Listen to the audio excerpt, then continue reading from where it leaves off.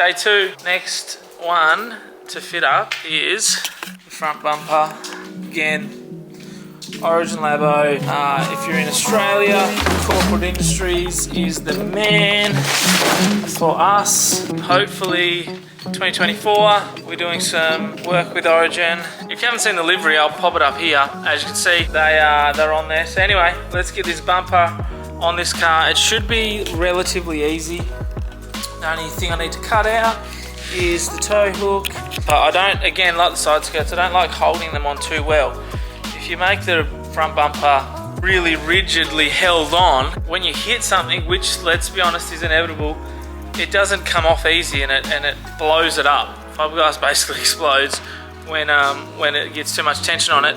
But if it can come off easy, it'll pop off and not do too much damage. So also, like this will have already come and gone, but at the moment on YouTube we are sitting at 996 subs. So close to 1,000 for 2023. But thank you to all you guys and girls out there that have subbed and watched the videos over the last few months. Obviously we've been doing a lot more content, weekly uploads, and I've enjoyed the process. It's getting harder towards the end of the year trying to find stuff to film, but appreciate you liking and subscribing and all that stuff. But anyway, this is the Racing Line kit.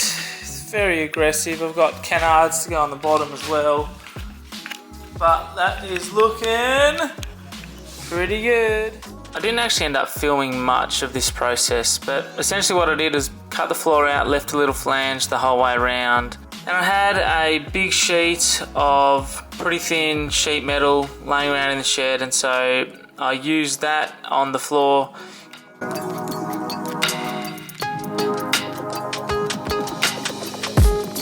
Here I am just grinding it back so that I can stitch weld it on.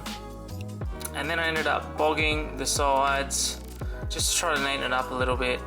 And yeah, that was it. Right, so I'm gonna just punch this back a bit.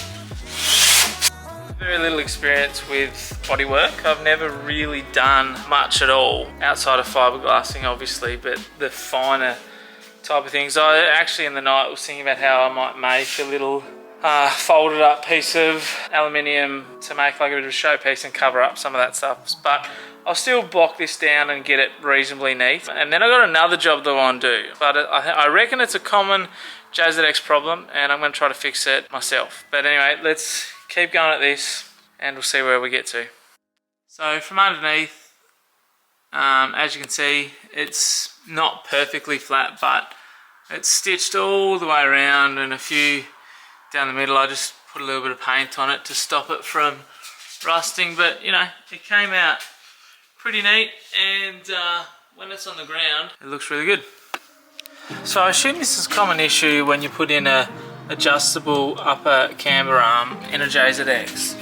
What happens is, if you can see, the boot rubs on here, and that's bad because it keeps putting holes in my CVs and spraying oil everywhere.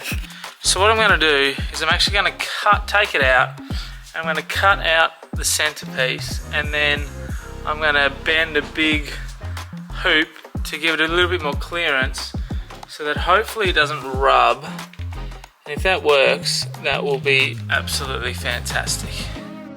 So I've got the CV out and I've found the culprit.